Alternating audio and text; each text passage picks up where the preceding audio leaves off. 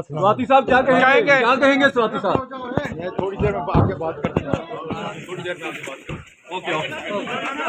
Chairman से पता करें क्योंकि कानून साजी की गई थी कि किसी भी सेनेटर की गिरफ्तारी से कबल इजाजत दी जाती है। जिन्होंने गिरफ्तार किया किसी कानून के ताबे नहीं, किसी आइन के ताबे नहीं।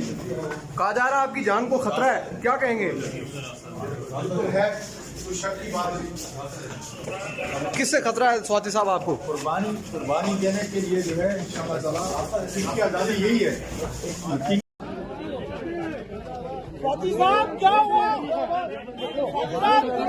हकीकी आजादी क्या है? हकीकी आजादी जबानबंदी कब तक करते रहोगे? कब तक जबानबंदियां करते रहोगे? वो बोलेगा 74 साल का बूढ़ा है, वो बोलेगा निकलेगा, फांसी तो नहीं चढ़ाना ना उसको। स्वाति साहब क्या हुआ? हकीकी आजादी क्या है? हकीकी आजादी जबानबंदी कब तक करते रहोगे? कब तक जबानबंदियां करते रहोगे? वो बोलेगा 74 साल का बूढ़ा है, वो बोलेगा निकलेगा, फांसी तो नहीं चढ़ाना ना उसको। स्वाति साहब क्या कहेंगे? क्या कहेंगे स्वाति साहब? मैं थोड़ी देर में आके बात करती हूँ।